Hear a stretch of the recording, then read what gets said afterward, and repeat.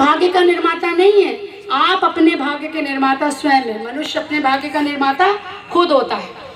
और ये बहुत सारे एक्सपेरिमेंट हुए हैं इसके ऊपर, बहुत सारी रिसर्चेज हुई हैं, उसमें नहीं जाना चाहती मैं। लेकिन सबसे जो सटीक उदाहरण है वो है प्रहलाद का। प्रहलाद किसके पुत्र थे? प्रहलाद किसके पुत्र थे? हिरण्यकश्यप के। और हिरण्यकश्यप कौन थे? हिरण्यकश्यप देवता थे? नहीं, राक्षस थे। तो प्रहलाद के अंदर तो जो गुणसूत्र आए, जो जीन्स आए, वो तो राक्षस के आए। तो प्रहलाद कैसे भक्त प्रहलाद बन गए? तो इसकी जो कथा है ना कि माँ कायाधु जब गर्भवती थी तो इंद्र उनको मारने आए, पर नारद ऋषि ने उनको बचा लिया। उन्होंने कहा नहीं, गर्भवती स्त्री की हत्या नहीं करी जाती है। तो नारद जी उनको अपने आश्रम में ले गए कि तो आश्रम का सात्विक शांत वातावरण, सात्विक भोजन, हरि नाम का संकीर्तन, उसने प्रहलाद के अंदर के राक्षस वाले जीन्स को कर दिया ऑफ और देवता वाले जीन्स को कर दिया ऑन। तो अब आपको क्या करना है? देवता बनाने हैं ना। आज आप गए देव परिवार बनाने ना, तो उसकी विज्ञान कोई कहे तो समझ सकते हैं ना, बता सकते हैं ना। आपकी जो सोच है, आपकी जो दिनचर्या है, आपका जो भोजन है, आप क्या देखते हैं क्या नहीं देखते हैं, ये सारी बातें आपको प्रभावित करती हैं। और जब गर्भ में बच्चा है तो माँ की एक एक विचार, एक एक उसकी सोच, एक एक उसकी भावना, वो जो खा रही है, जो सुन रही है, देख रही है, टीवी में क्या देख रही है, पढ़ रही है, वो एक एक फाइल के रूप में बच्चे के अंदर रिकॉर्ड होता जाता है। और बच्चे का भविष्य क्या होगा, उसका व्यक्तित्व क्या होगा, उसकी नींव जो है वो गर्भ से बन जाती है। और इसके लिए आवश्यक ये है कि ये प्रक्रिया जो विज्ञान की है, गुणसूत्रों का जो ऑन और ऑफ होना है, ये प्रक्रिया तब शुरू हो जाती है जब शरीर में बीज का निर्माण हो रहा है, जब माँ के अंदर अंडा बन रहा है और भावी पिता, माता पिता भावी है, अभी बच्चे का दूर दूर तक कोई निशान नहीं है। तो माँ का जो अंडा है और पिता का जो शुक्राणु है, जिस समय वो बन रहा है, तो उसके ऊपर भी वातावरण का प्रभाव पड़ रहा है कि वो जंक फूड खाते हैं, कि स्वच्छ भोजन लेते हैं, रात में देर तक पार्टी करते हैं, शराब सिगरेट का सेवन करते हैं। ये सारी बातें बीज पर भी अपना असर डालती हैं। और जो ये भावी माता पिता है, उनके जीवन में जो कुछ भी घटित हो रहा है, वो उस बच्चे के जीवन को प्रभावित करेगा जिसका अभी दूर दूर तक अस्तित्व नहीं है। इसको विज्ञान ने प्रूव कर दिया। इसके लिए आवश्यक है कि हम हर बच्ची जो हमारे बीच में आज है, जब वो गर्भवती बनने की सोचे तो उसकी तैयारी करें। एक कोर्स इसके लिए हम चलाते हैं। जितनी बच्चियां यहाँ बैठी हैं, इस बात को सुन लें, इस बात का ध्यान रखें। जब आज से पहले तो अपनी दिनचर्या को स्वस्थ बनाएं, आज से अपने भोजन को ठीक करें।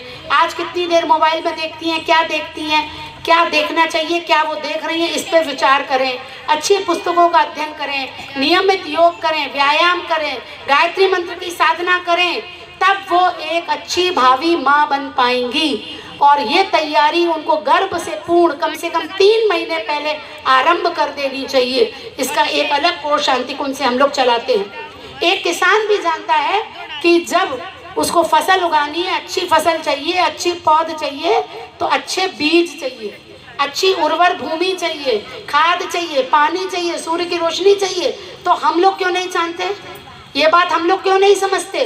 क्या बच्चा फसल से भी गया बीता है? आप बताइए। बच्चे के आने की कोई तैयारी नहीं है, विवाह की कोई तैयारी नहीं है। नीट की तैयारी करते हैं हम, IIT की तैयारी करते हैं, टीचर बनने की तैयारी करते हैं, वकील बनने की तैयारी करते हैं, लेकिन ना तो हम विवाह की कोई तैयारी करते हैं और ना संतान उत्पत्ति की कोई तैयारी करते हैं। और उसी का नतीजा आज जो समाज में हो रहा है वो हमारे सामने। इसको केवल हम ये कहने से काम नहीं चलेगा कि वक्त बहुत खराब हो गया है, समाज बहुत खराब हो गया है।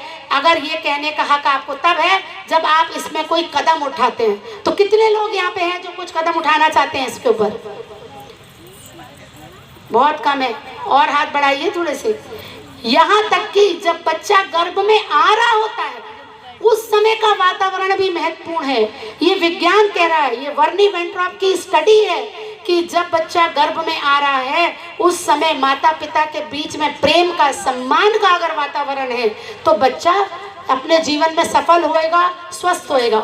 और वही अगर बच्चा जब गर्भ में आ रहा है तो माता पिता के बीच में घृणा का भाव है या नशे की हालत में बच्चा गर्भ में आ रहा है, तो ये बच्चा कई सारी बीमारियों से ग्रसित हो सकता है। इसके अंदर शारीरिक मानसिक विकार हो सकते हैं। सत्यवती की बच्चों की कथा पता है आपको? विचित्र वीर महाभारत में, किसी को पता है कि नहीं? महाभारत में सत्यवती थी, उनके पुत्र विचित्र वीर की मृत्यु हो गई। तो अब उनकी जो दो बहुएं थी, अंबिका अंबालिका, वो विधवा हो गई। उस समय समाज में एक नियम था नियोग का। अगर किसी विधवा को संतान देनी है तो बहुत उच्च चेतना के रूप में, विद्या के रूप में किसी उच्च व्यक्तित्व को बुला करके नियोग के द्वारा संतान कराई जाती थी। तो सत्यवती ने अपने ज्येष्ठ पुत्र वेद व्यास जी को बुलाया। जब अंबिका उनके पास गई तो डर के मारे उन्होंने आंखें बंद कर ली, तो उनके पुत्र हुए धृतराष्ट्र जो जन्म से अंधे थे। अंबालिका जब गई तो उन्होंने थर थर कांपने लगी वो डर के मारे, क्योंकि वेद व्यास जी का प्रभाव ऐसा था, वो तपस्वी व्यक्ति, ज्ञानी व्यक्ति, तो उसके सामने वो डर के कांपने लगी। तो उनके पुत्र हुए पांडु, जो हमेशा पीलिया से ग्रसित रहे। अंबिका ने डर के मारे अपनी दासी को भेज दिया कि अब सास मुझे डांटेंगी, तो दासी जो निडर रही, तो उनसे जो पुत्र हुए महात्मा विदुर। ये वातावरण किस समय जब प्लानिंग होएगी तब तो आप कहोगे ना कि मुझे एक महान संतान चाहिए, नहीं तो अचानक से संतान आ गई, उस समय कैसे भाव आपके थे वो उसके जीवन में दिखाई देगा। भोजन का इतना महत्व है क्योंकि इसके ऊपर रिसर्च हुई है कि आज जो 30 साल में 35 साल में डायबिटीज, हाइपरटेंशन, ओबेसिटी, ये हाई ब्लड प्रेशर, शुगर बढ़ जाना, कैंसर, मोटापा, ये जो बीमारियां हो रही हैं वो हो रही हैं क्योंकि उस बच्चे ने गर्भकाल के दौरान कुपोषण को अपने सहन किया था जब वो माँ के गर्भ में था। अब कुपोषण केवल मात्रा की कमी से नहीं होता। आप गलत खाना खाएंगे, दिन भर आप जंक फूड खाएंगे, पिज़्ज़ा खाएंगे, चाउमीन खाएंगे, बाजार का तेल इस्तेमाल करेंगे, तो डेफिनेटली आपको कुपोषण होगा।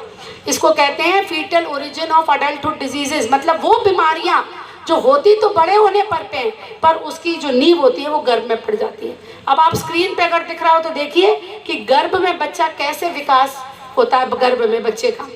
तो ये बच्चे की भ्रूण तालिका है। तो सबसे इम्पॉर्टेंट चीज होती है हमारा ब्रेन। एक बड़ी कार आप लेकर के आते हैं तो आप क्या करते हैं, उसमें प्रीमियम पेट्रोल डलाते हैं क्योंकि इंजन अच्छा रहे। हमारे भी शरीर का इंजन है हमारा दिमाग, मस्तिष्क, और वो मस्तिष्क गर्भ धारण के 2 हफ्ते बाद ही बनना शुरू हो जाता है। लगभग 80% ब्रेन गर्भ में ही बन जाता है। और 2 साल के बच्चे का जो मस्तिष्क होता है वो बड़े मस्तिष्क के जैसा होता है, बिल्कुल उतने ही न्यूरॉन्स, उतना ही उसके अंदर सर्किट डेवलप हो जाता है, सारे अंग बनने लगते हैं। अब जब माँ डॉक्टर के पास ही नहीं जा रही, जब प्लानिंग ही नहीं करी, तो उसने टेस्ट भी करती है हफ्ते 10 दिन बाद, तो उसे पता चलता है कि वो गर्भवती होगी। कभी कभी महीने 2 महीने बाद उसको पता चलता है कि वो गर्भवती है। और तब तक तो पूरा मस्तिष्क बन के तैयार हो जाता है, मस्तिष्क का आधार भी तैयार हो जाता है। 14वें सप्ताह में बच्चे की स्वाद की इंद्रियां बन जाती हैं। 16वें सप्ताह में मस्तिष्क की एक एक कोशिका 2.5 लाख प्रति मिनट की रफ्तार से बढ़ती है। इतनी तेजी से मस्तिष्क बढ़ रहा है। अब बच्चा जब 4 महीने का होता है तो बच्चा आवाज़, महक, स्वाद को पहचानता है और आवाज़ के प्रति अपनी प्रतिक्रिया भी देता है। इसलिए 4 महीने से बच्चे को गर्भ संगीत, गर्भ संवाद की हम माँ को शिक्षा देते हैं कि बच्चे से बात करनी है, बच्चे को गर्भ संगीत सुनाना है। कैसा संगीत? सुरीला, ढम ढम ढम ढम वाला संगीत नहीं, सुरीला, कर्णप्रिय, श्लोक, भजन या रागों पे आधारित गीत। अब 6ठे माह में मस्तिष्क की कोशिकाएं 5 लाख प्रति मिनट की रफ्तार से बढ़ती हैं। इतनी तेजी से बच्चे का मस्तिष्क बढ़ रहा है। आपने नवजात शिशु देखा है ना, बच्चे का सिर बड़ा होता है शरीर के अनुपात में। सिर क्योंकि गर्भ में मस्तिष्क तेजी से बनता है, सारी सूचनाओं को वो ग्रहण करता है। अब बच्चे के भावनात्मक केंद्र भी बन जाते हैं। बच्चा प्यार, खुशी, दुख, तनाव सबको पहचानता है। किसके द्वारा? किसके द्वारा बताइए? माँ के द्वारा। तो माँ अगर प्रसन्न रहेगी तो बच्चा प्रसन्न होएगा, माँ अगर गुस्सा करेगी तो बच्चा चिड़चिड़ा होएगा। ये अभी आपको दिखाएंगे। इसीलिए क्यों होता है ये? विज्ञान क्या कहता है, जब माँ खुश होती है तो खुशी वाले हार्मोन्स निकलते हैं, जब माँ गुस्सा करती है, तनाव करती है तो तनाव वाले हार्मोन्स निकलते हैं। तो ये फोटो आप दिखाइए, या फोल्डर एक मिलेगा आपको, आप स्टॉल पे जाकर ले सकते हैं। तो अब माँ को तय करना है उसको कैसा बच्चा चाहिए, खुश मिजाज, प्रसन्न, सफल होने वाला बच्चा चाहिए, या ऐसा बच्चा जो हर समय रोता रहता है, चिड़चिड़ाता रहता है, कभी पेट में दर्द होता है, कभी कान में दर्द होता है। और यही बच्चों के अंदर कई सारे विकार भी डेवलप होते हैं। ये साइंस ने प्रूव कर दिया। ये बच्चे जो आज देखते हैं आप, कम बुद्धि वाले, हमारी भाषा में उसे कहते हैं डाउन सिंड्रोम, ऑटिस्टिक बच्चे, ADHD, विकार वाले बच्चे जिनका मस्तिष्क का विकास नहीं होता, वो तनाव से होते हैं। यहाँ तक कि हार्ट में आप देखते हैं, जो हार्ट में बीमारियां बच्चों के हो रही हैं, उसका भी कारण